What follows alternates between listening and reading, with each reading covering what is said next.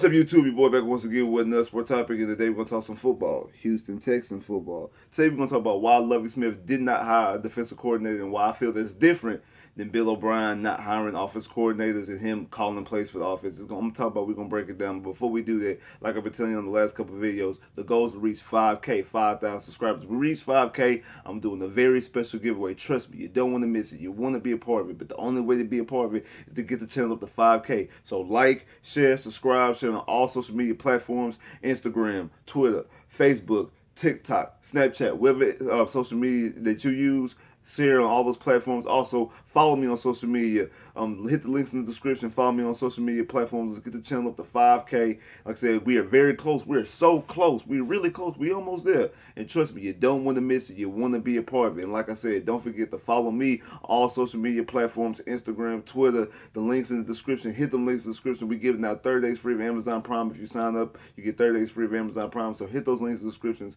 Follow me on social media platforms. And let's get this channel up to 5K so you can be part of the special giveaway. Now, let's talk about, we're going to break it down. Lovie Smith chose not to hire a defensive coordinator. He said in his press conference that he was going to call plays because, he said that he see a lot of offensive coaches like to call plays for the offense, but you really don't see too many defensive coaches call plays for the defense. If I'm not mistaken, I think Variable called the defensive plays this past year for the Titans, if I'm not mistaken. But we don't see too many defensive guys, so he said he wants to. That's something he loves to do. He wants yada yada yada. He wants to call plays for the defense, and then he elects not to hire a defensive coordinator. Now, a lot of speculation came out saying, "Oh, this might be like the Bill O'Brien type thing. The Texans need to learn from their mistakes. We've seen this with Bill O'Brien not hiring offensive coordinators, wanting to call plays and do this type of stuff." I feel this is 100% different because with Bill O'Brien, it was an ego thing. Lovie doesn't have an ego. Lovie's already been, he's called plays. He's been a defensive coordinator, go to Super Bowl with the Rams. He was a DC with the Rams when they lost to the Patriots. He's been the head coach of a Super Bowl team when they lost to the Colts.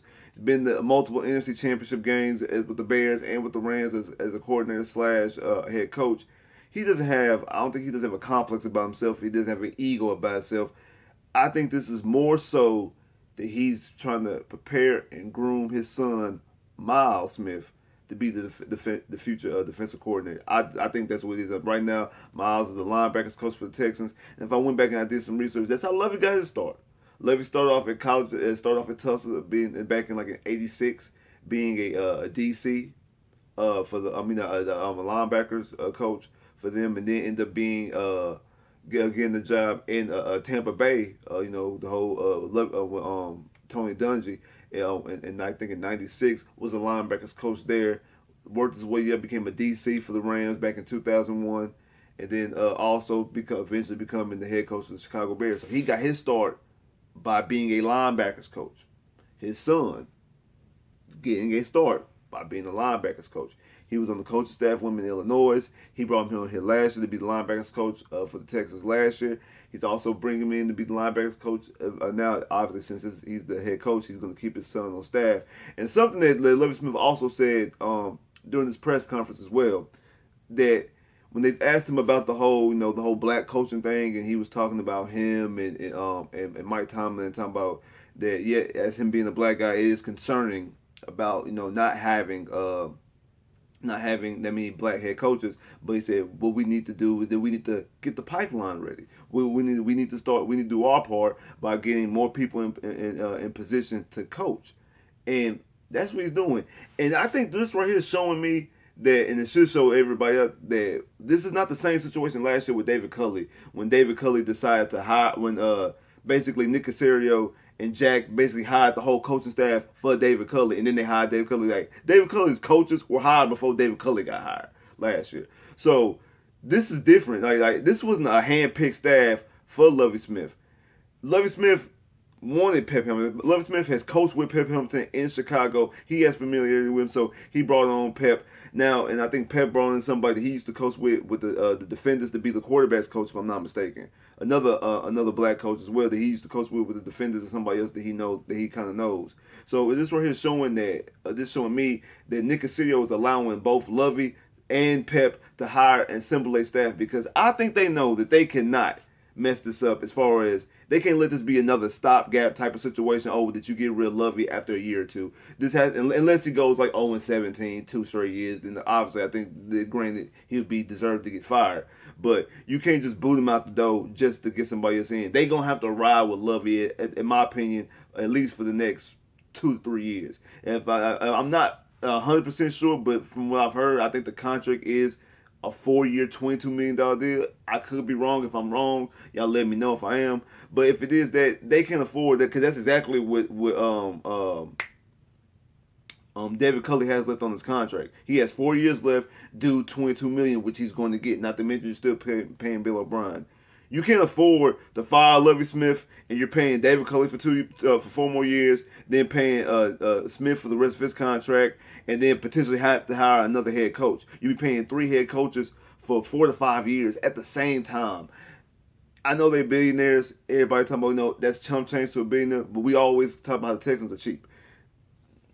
Like, that's the reason why they don't go after big name free agents, because they're a cheap organization. They're cheap this and cheap that. You can't go up there and keep on paying these guys hundreds of millions of dollars. Like, you can't do that. Like you just can't. To do nothing. It's the difference to pay them to do a job, but you'll be paying 3 guys to sit at home, not to mention the guys that you're paying to actually do the actual job. I don't see that happening. So you have to give Lovie the tools to succeed. And when it comes to this coaching, you have to allow him to hire his own coaching staff, put guys in the pipeline that he sees fit. Now that brings you back to his son. I feel like that's the reason why he didn't go out there and hire the defensive coordinator, because if he had no plans of Miles being the DC, being a future DC or grooming him to be a DC, he would just hire a DC. He would just hire one.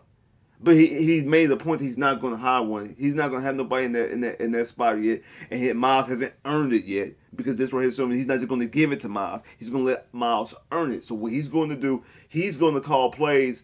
I think he's just going to call plays this year. I don't really see him to call plays next year. I think he's going to call plays this year, and he's going to see how Miles progresses.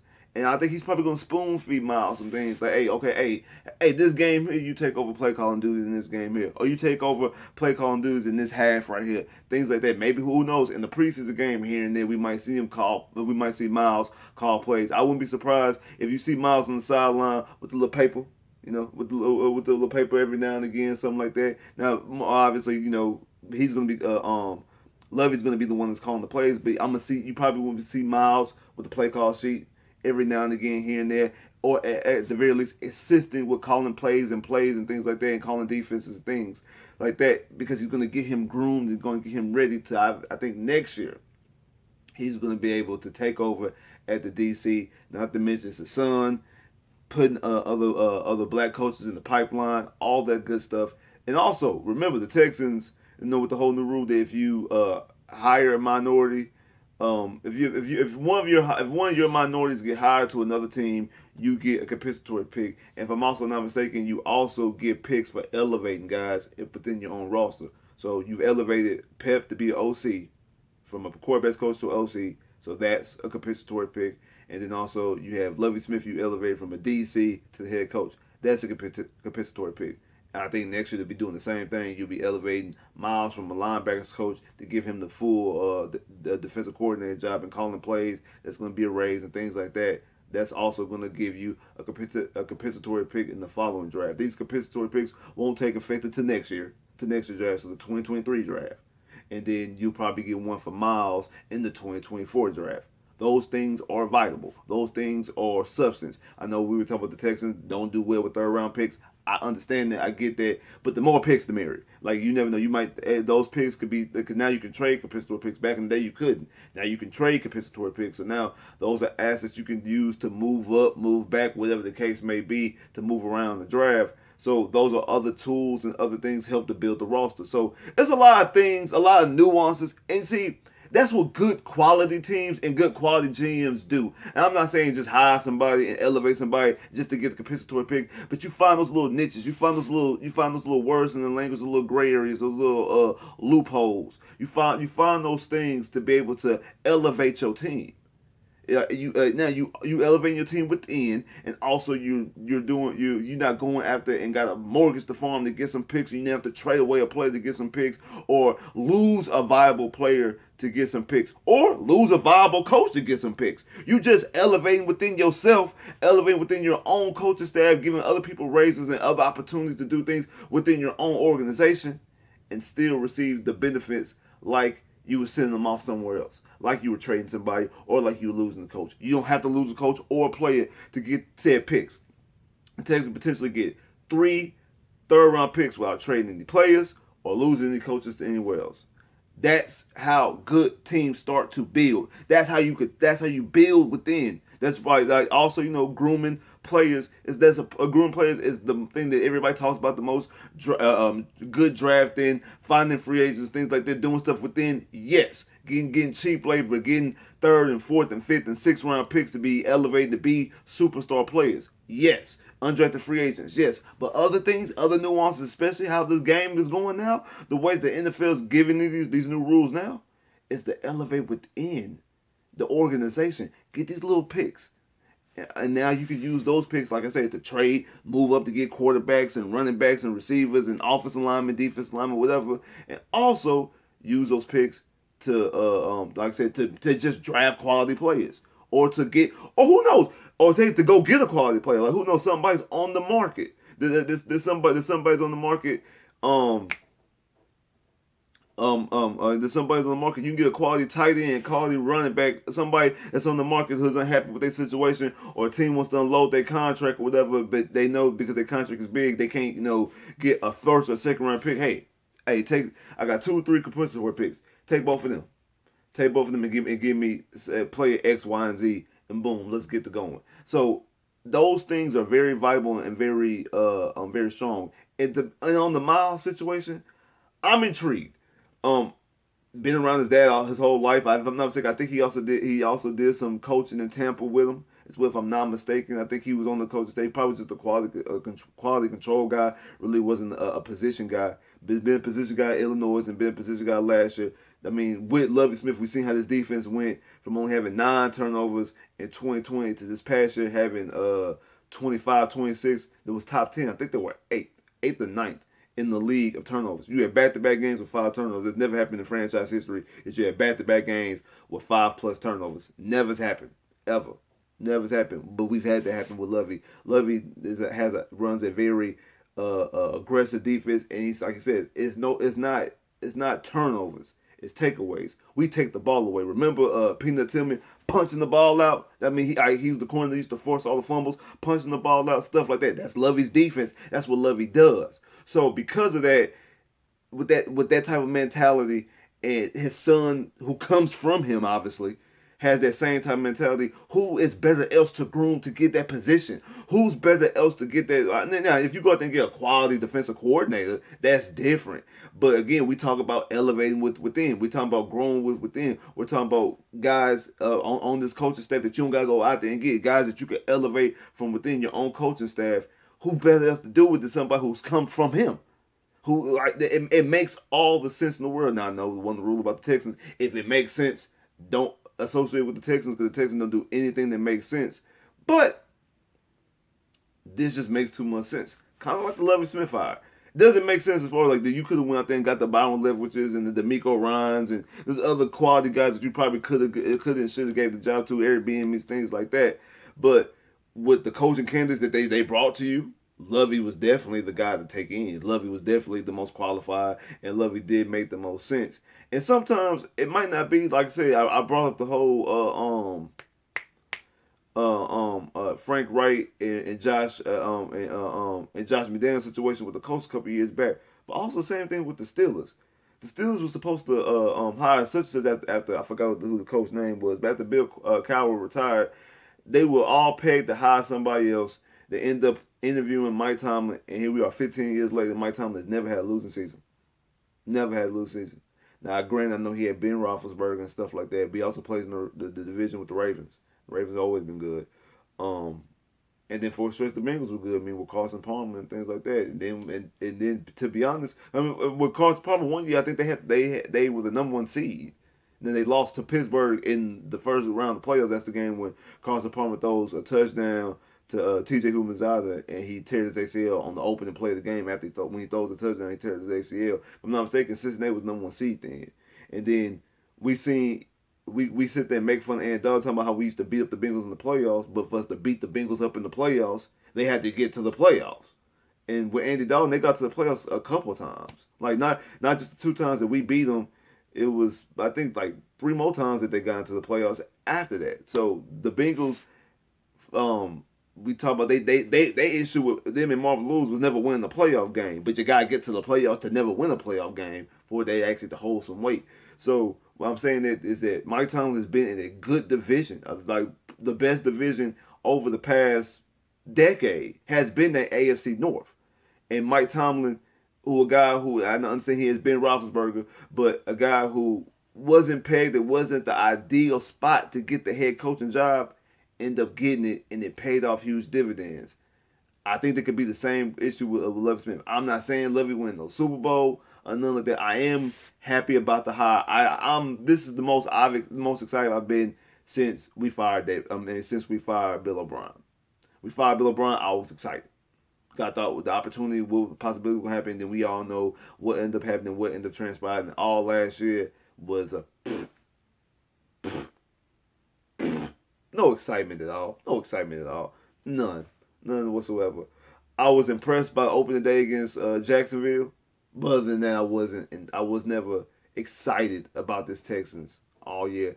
And the ticket sales reflect that. The stands reflect that. All these things they're trying to do to get people to come back, and they doing the discounts for the season ticket holders and all the things that they're doing. All that reflects that. It all reflects that everybody was disinterested in this Texans, in this organization.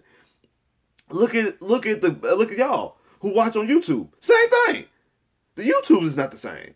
It's not as much Texan content that was out there prior. Because the interest is gone. The interest is gone. No one's excited until this week. This past week has been the most interested and the most excited I've seen from fans across the board when it comes to the Houston Texans. Across the board, this is the most excited they've been since they fired Bill O'Brien. Because with Bill O'Brien, it was the unknown, the possibility. But, really dating back, we really haven't had real, true excitement since we beat Buffalo in the playoffs. That's the last time we had real, true excitement. Because then, we were so disappointed and mad when you lose to Kansas City. And then the trade with Hopkins happens, and then you're just mad and just, this is, and then, then when you re-signed Deshaun, you're like, okay, cool, at least Deshaun going to be here. So we thought. But then the season starts and we back to where we was. And then you fire Bill O'Brien. Then we like, yeah, but it's still not, because we see what kind of team it was. And you're still missing Hopkins and all that type of stuff. And then the wheels just come off. Right now, this past week is the most enthused and excited I've seen the fans be, like I said, since the firing Bill O'Brien. But we haven't really truly been happy since we beat Buffalo in the playoffs. And it's going to take a long time and a lot of work to build back through that. But I'm starting to see some of the process starting to unfold. Like I said, with the hiring of Lovie Smith, you hire a quality. That wasn't a laughing stock hire. You actually hired an actual good head coach, a guy who should be able to help build this team if you allow him to do his job. And that's the other thing. Will you allow him to do his job? Will you do the right things via free agency? Will you do the right things via the draft? Those things are now, that's what's next on the checklist. Are you going to do the right thing during the draft? Are you doing the right thing during free agency? We're going to see. We're going to see if you can do the right thing. And we're going to see if we can start to be interested in the Texans again. We'll see. But I do think that this hire was a good hire. And I do think that Lovie, like I said, is grooming his son to be the DC. And I think it could be good, for at the very least, for Miles. So we're going to see. We're going to check it out. Like, share, subscribe if you haven't, comment below if you haven't, clicked that bell, get more videos. Hey, shout out to all my boys out there on Soft Sports, Honcho, Wise, Wink, Ray, Tenny, Braylon, Hector, Trill. Make sure y'all catch us every Tuesday night on Fox 26. Every Tuesday night, 7 p.m., fox26.com. Every single Tuesday night at 7 o'clock Central Time, fox26.com or download the Fox 26 app, or check us out on Fox 26 Facebook. Check us out every Tuesday night, 7 p.m. Houston Texans, South Sports, the original Houston Roundtable. Often imitated, never duplicated. Everybody want to be the Roundtable now. We are the original Roundtable. Every Tuesday night, 7 o'clock. Every Tuesday night, Fox 26. I holla. Drip.